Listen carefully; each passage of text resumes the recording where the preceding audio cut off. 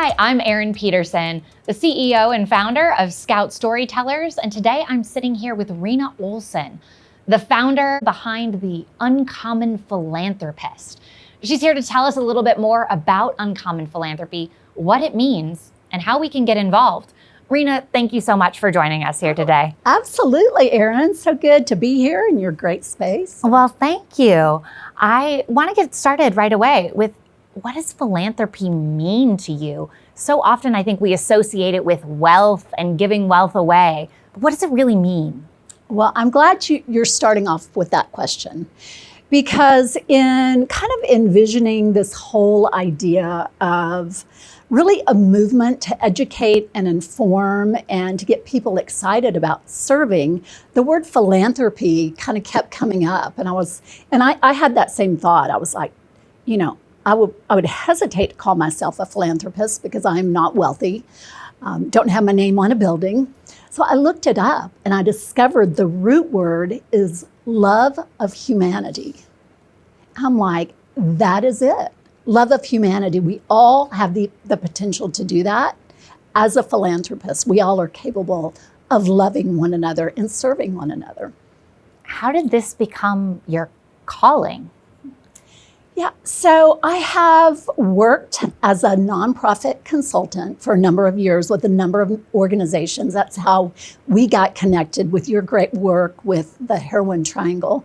I've worked on the marketing side in addiction recovery, and my latest is with a nonprofit that serves in Tanzania. And never dreamed that Africa would be in my future. It just was like, too big, too much to get all the shots and too dangerous to go. But the doors opened for me to go. And once my feet hit Africa, I was forever changed in the best way possible. And I have since been there 4 times to Tanzania with the nonprofit Ubora TZ. And we have a school and humanitarian programs, and really are doing great work in one small village in one country in all of Africa. But the need is so great. It's not only so great there, it's so great here. And I'm just one person. I can only give so much and serve so much. But when you kind of open the conversation to people about serving, going, giving, volunteer, people are curious. A lot of people are just not exposed to it. And then the idea was like, what if we created a movement? We began talking more about philanthropy. You think about the kind of the conversation that we have, a lot of conversation about food or travel or sports. What if we added philanthropy and volunteering and serving and giving to kind of that mix of conversation? So I was like, well, what would that even begin to look like? And it kind of, once I started sketching it out and talking to people, it really became more of like a journalistic type endeavor to educate, to inform, to mobilize people. What is it even? What is philanthropy? A lot of people can't even say it. They kind of stumble over it the first time they say it. It's like, me, philanthropy? No. Yeah, you. What makes it uncommon? Well, we love regular philanthropists and the great work they are doing. But the uncommon philanthropist is people like you or me, the everyday people that, it's not all about the money. What kind of talent? Your talent as a storyteller. What a gift to be able to lend that to nonprofit organizations to help them really tell beautiful stories. So you can use it through your expertise, through your time. I am interviewing Elizabeth Omalami, the daughter of Reverend Hosea Williams, next week. And what a legacy her family has had in Atlanta in serving the homeless and the poor. And so to be having those conversations, I feel really matter. Talking about nonprofits, doing good work in the world, getting people to mobilize, to go serve, go do something good with your one life. The idea of philanthropy, as you mentioned, almost feels like something you stumble over, or we associate it with organizations like the American Red Cross or some of those really big names. But you really focus on some of the smaller community organizations. If I wanted to get involved with service, what's the first step in reaching out or getting involved? And I think that is one of the barriers for people. It's like they just don't, they may have given it a little bit of thought, but where do you even begin? So there are 1.8 million registered nonprofits in the US. So let me talk a little bit about the work these nonprofits do in providing a safety social net for our cities, for our community, really for our worlds. Americans are hugely philanthropic. And that number of nonprofits, it's really a staggering number, and it's something we as Americans should be very proud of. But it's like, how do you find the one? And so we have, with Google, we've all gotten really good at researching things, right? But you have to do the work first to find out what do you really care about? What I care about is going to be different than what you care about. So kind of start doing, the work on, my pastor Andy Stanley says, find what breaks your heart. I think that's a really good place to start. Do the work, is it food insecurity? Is it children's needs? Is it foster care? Is it homelessness? Is it, any number of diseases that may have affected your family? So do a little bit of work there and kind of try to narrow it down, and then just go online. Ask people. Chances are you know people that are very involved with organizations. Be curious and ask tell me where you're serving and why. Tell me about that organization. And then go along. Or simply Google volunteer organizations near me. You will have a plethora of options. Go serve. Spend a few hours on a Saturday. You will find your thing. If I'm somebody who's looking to get involved or connected, how can the Uncommon Philanthropist connect me to some of the great causes or people doing good community work right here in Metro Atlanta? Mm-hmm. Yeah, well, I think it starts with awareness, right? It's like, if you're not connected in church world or a civic organization like Rotary, chances are, talk about philanthropy, volunteerism. It's not really in your, it's not in your daily world. So, but I bet you have people that, they're serving, they're giving somewhere. So it's just like personal referrals. When you're looking for a job, what do people say? Reach out to those people tell them first. So I think that's a really great way to start. And I know in Atlanta we have such amazing nonprofits. Children's Healthcare of Atlanta, what an unbelievable organization. I mentioned Hosea, it was called Hosea Feed the Hungry, and now it's Hosea Helps. So we have, I'm not sure how many numbers of nonprofits we have here, but don't get overwhelmed with the number. You're really looking for, most of our communities have a local food pantry. So I think that's a really good place to start. And a lot of people like to serve close to home. So what are your parameters that you're looking for? What would you say to somebody who says, I want to get involved, but I don't have the money and I don't have the time? I would challenge that. I would challenge both of those. It doesn't take a lot of money. $20 a month is a lot to some organizations, and it's money that is precious and will be well invested in whatever cause you choose to support. And in terms of time, I know this amazing young man, and he took a gap year between college and his job now. He works for Deloitte, and he served with us in Tanzania. And he was on a panel discussion, and he just said, I had the privilege of having that gap year and got to serve with a number of different organizations. He said, but now, he said, I get off at work at 5 o'clock, like most people. He said, but I have from 5 to 10 p.m. to serve, and I have my weekends. And he's serving. And he sponsored a child. So, there's time. And I think, downtime now for a lot of people is being on their phone, right? I mean, we're all guilty of that. So, where's some of that, you don't have to devote weeks of service. Some nonprofits, you can even write letters of encouragement from your home. It can be as simple as that. So if you've got a little bit of time and want to commit a little bit, find an organization that will work with you on that. Just do something. That's the thing. If we all are committed to doing a little bit of something in terms of our time, talent, and expertise, together, that's how we can really make a difference here and around the world.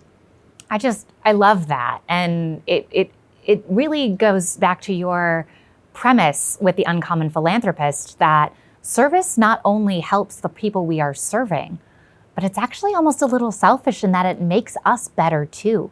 Explain that to us. So that's kind of the secret of this whole thing, is that we are wired to want to serve. So we've all heard it's better to give than receive. And as a kid, you'd be like, yeah, right. Where's my present? But it's true. It's you can Google me if you want, but there's scientific research that when we give, we release dopamine, which is the feel-good chemical. It feels good to give. We are wired to give. And the more you do it, the more you really want to, you take that first step and it's like, wow, there's really something to this. That's not the reason we do it, but it's kind of the reverb effect of serving. It's that it just is cup filling. It does. It fills your cup. And I think we're depleted. A lot of us are just depleted and have lost hope and faith in humanity and all this divisiveness as a country. It's like serving just puts us all on a level playing field. I've been to Asheville a couple of times since the hurricane Helene hit.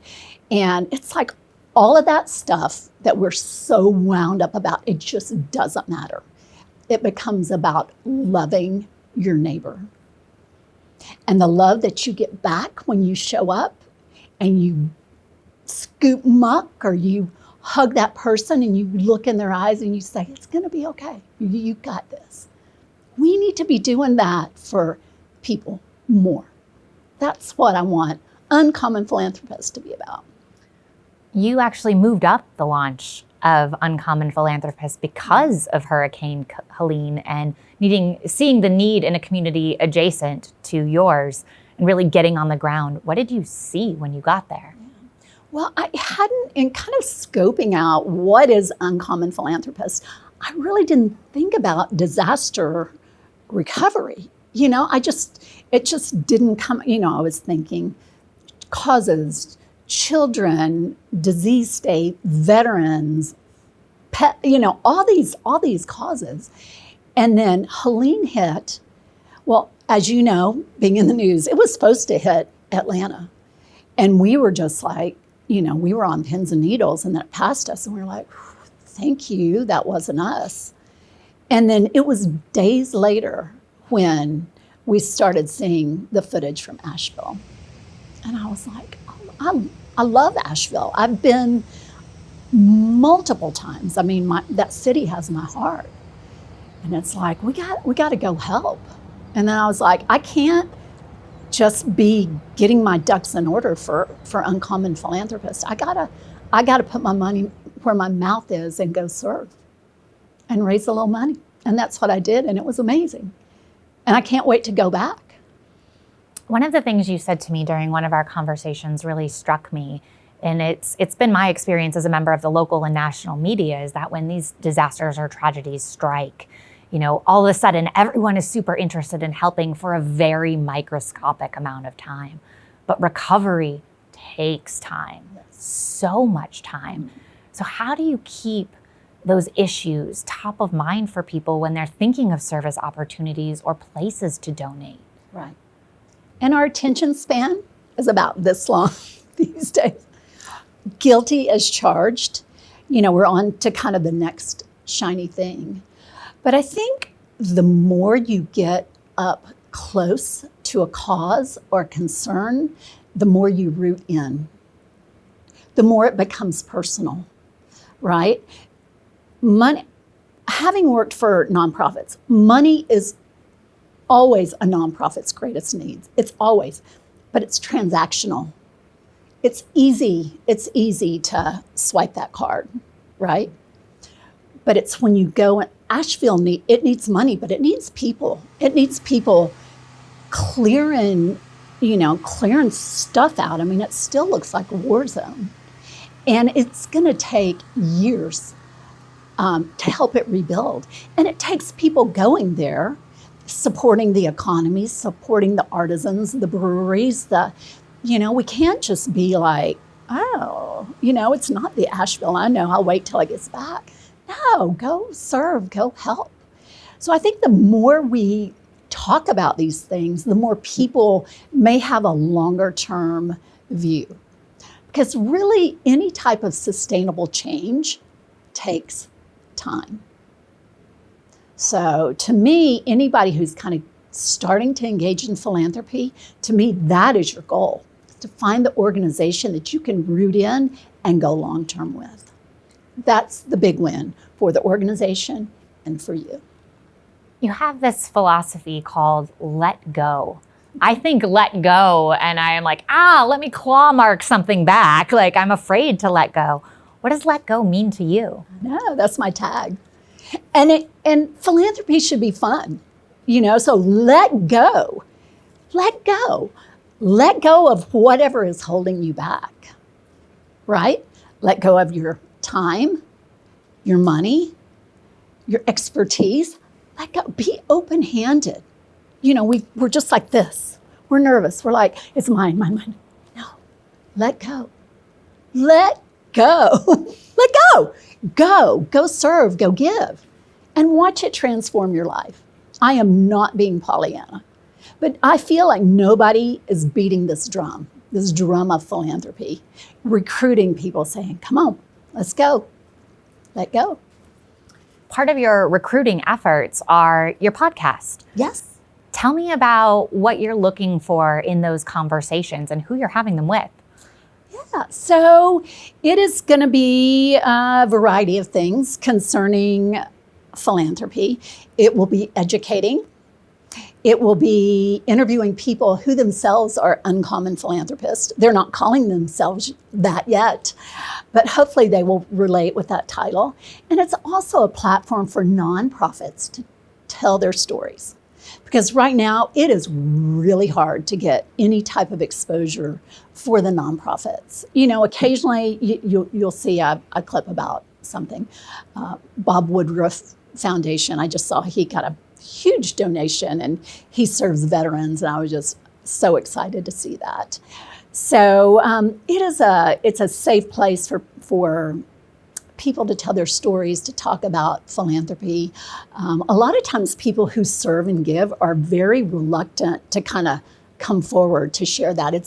It can come across as being braggadocious or look at me, look what I'm doing. And I can see how that could be a concern, because a lot of us want to be humble and not really tooting our horns too much. But I think with more people coming forward and sharing, that it creates more energy and more excitement and more awareness. So that's part of Let Go too. It's like, let's be talking about this stuff. It's very cool and very interesting. It is very cool and very interesting. I find it incredibly sort of striking how your own philanthropy journey has kind of shaped this concept. You talked a little bit ago about going to Tanzania 4 times. When you got to Tanzania the first time and you got into a community and looked around, what were you feeling? Well, Yeah, so the natural beauty of the land is just stunning.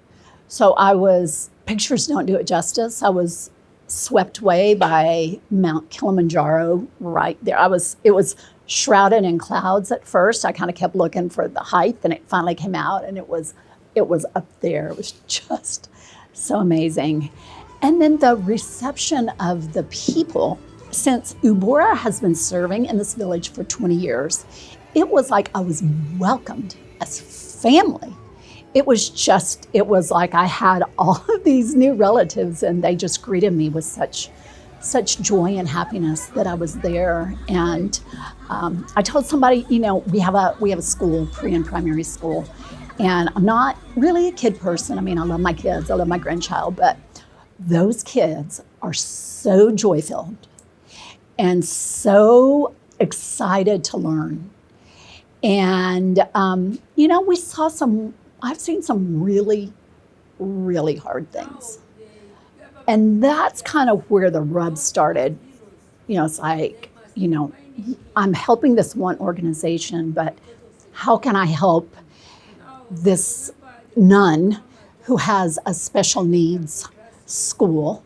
These kids don't even have decent clothes to wear, and they're wearing mismatched shoes, and there's a baby there that has water on the brain that needs surgery, and it's just like, it can quickly become overwhelming.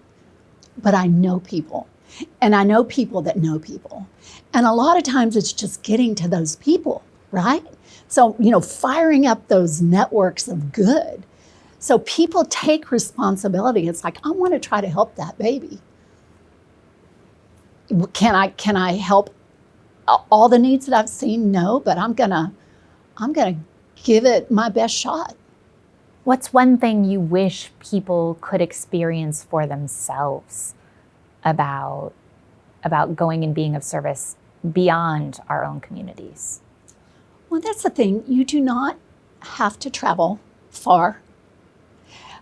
Chances are, start in your home. To me, philanthropy starts at home and serving the people that you live with, right? How you treat your siblings and your aging parents and the people that you work with. I mean, that's really kind of frontline stuff. It's being a good person, and it's really starting there. And I think a lot of that starts with awareness and stepping away from a self-centered life. Serving is really the cure for that. And a lot of us are just so consumed with ourself, our world, our needs, our medical issues, whatever your thing is, that we can't see past our noses to a world that's broken and hurting, and a belief that maybe I can do something to help here. And in the doing, it makes you better. It's really an extraordinary how it all works. So it's just like, go serve. Yeah, do something. If someone is coming to the Uncommon Philanthropist website looking for information, what kind of information might they find there? Well, we are just getting started. So there's a blog. So educating, informing, mobilizing, to connect with specific volunteer opportunities. I think that's really kind of you're going to want to do that yourself. By working your network, doing your local Google search. I think to find those volunteer opportunities, you're going to need to, I can't feed that to you, but to deliver kind of some content on philanthropy, how you can get it started, that's really what you're going to find on Uncommon Philanthropist. I interviewed a wonderful friend who's been very instrumental in helping get this whole thing off the ground. Her name is Elizabeth Burdett, and she is a philanthropy advisor. So she works for a large, well-respected wealth management firm in Atlanta. And that's what she does. She meets with their clients and helps them figure out what is their philanthropic strategy. And I asked her to share one of her favorite philanthropic moments. And she was like, oh, there's so many. And then she told me the story. I'm going to reach for the tissues right now because it really touched me, of this woman who was in late stage Alzheimer's, and she had financial means and a loving, wonderful family who wanted to honor her somehow. So they called Elizabeth in to help her figure out what might that look like. And she loved horses and equestrian. And so Elizabeth found this nonprofit in North Carolina that they do equine therapy for veterans, people with PTSD. And this nonprofit needed a tractor. So Elizabeth was like, family, how about if we buy this organization a tractor and we put your mom's name on it, LET. So that organization has a tractor that says the LET on it, LET. What a cool legacy, something tangible. The family has connected with this nonprofit. The nonprofit was just so delighted to have the gift of a tractor. And they honored their mom in the process. That's what philanthropy is really about. That's about getting out of yourself and serving something really greater than all of us. That's just an amazing, super amazing story. Touching story. And it really got to me because I lost my mom to Alzheimer's. And I want to do something. I can't buy a tractor, but maybe I need to do something for my mom, and I will. And that story encouraged me to get going, to do something in celebration of her life. If I'm in those shoes, what are you going to say to me to give me a kick in the pants to get going and honor the causes that matter to me? Yeah, well, I don't want to be too preachy, and I am going to preach sometimes. I preached the day after the election, and I was like, okay, now's the time for healing. Let's come together. We got work to do, people. You know, you got work in your communities. Stop looking to the government to try to solve anything. You know, so much is within our power close to home.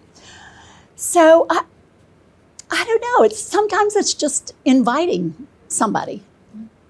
You know, I'm going to go. Have you heard about Hands on Atlanta? They have all kinds of volunteer opportunities throughout the city. You know, let's take a Saturday and let's go serve together. Their day of service event for MLK Day is amazing. Okay. I've produced it a couple of years. Awesome. And absolutely cannot say enough good things about what Hands on Atlanta does during the week around MLK's day of service. Just so cool. Amazing. I want to be there next year. Absolutely. So thought-provoking, intelligent, and really helps make our city a better place. Yeah, and I think it's just come on, let's go do something. And I think we're getting ready to enter the holidays, and people are kind of more tuned to that, which is good. But we need to be serving year round. I saw that working for nonprofits. It's like all of a sudden there's a lot of attention, kind of this time of year, the last 2 months of the year, and then people kind of go away. But be serving year round. It's like the opposite of a New Year's resolution. We all realize at the end of the year that we should do some philanthropic giving for our tax purposes or something like that, as opposed to in January, we all think we should work out, but then by February, the gym's empty. Very similar. It's kind of, and it's like the minute somebody strong arms you to do something, they're never going to do it. So it's just kind of like, come on, let's go see. Let's go serve. You talk about how the Uncommon Philanthropist is like a table where everyone's invited. Yeah. What does the table look like? What's on the table? So I think everybody's table is different. And I don't know, to me, magic happens around the table. When we just unite, come around a certain cause that's bigger than any one person. There's power in that unity and locking arms and saying, we're gonna go help. We're gonna collect food donations, or we're gonna clear debris from this person's house who's lost everything in the flood. A lot of it is just that, a lot of it doesn't require specialized expertise. It just requires a heart, and somebody willing to serve. So yeah, that table, I don't know. To me, it's a feast that's set before us. And if you've never been to that table of philanthropy, you don't even know. You don't know what you're missing. Where do you see Uncommon Philanthropist going over the course of the next 3 to 5 years? Well, so in my role, I want to be capturing the stories of the nonprofits, of the people, of the good work being done, not only close to home and in our country, but around the world. I really want it to just be a place for life transformation through philanthropy, not only for the people that will be serving in those organizations, but those people that are locking arms and say, yeah, that's me. I'm an uncommon philanthropist. And there's something fun about being uncommon, right? What can we do to help you? Well, you being here today, lending your expertise, the expertise of your talented photographer, videographer, shooting this beautifully and professionally in a way that helps get the story out is so important. And just if you know anybody that has a story to share, or an organization, with you guys being out there capturing stories, just remember the work that we're doing. Excellent. Is there anything else you'd like to add? Well, tell me a little bit about Scout Stories. Oh, yeah, sure. So we are a group of storytellers. We spent 2 decades in journalism creating Emmy-Award winning docuseries work. And we decided that our mission was to help teach people how to tell their stories and find their audience that needs to hear it. We're kind of like therapists for stories. We listen, we pull out the information, we then sort of provide some outside perspective. And then we give you the tools you need to create a narrative that resonates with the people you want to hear your message. And we all need that. Don't we all? Everyone has a story to tell. We just want to help you tell it. Well, I close out my interviews with let go. So if you were delivering that message on the podcast, how would you say let go? Oh, that's a good question. You threw me off. Let go of the story you think you're supposed to tell and start telling the one that's in your heart. Let go, Erin. Let it go. Like Elsa. Let go.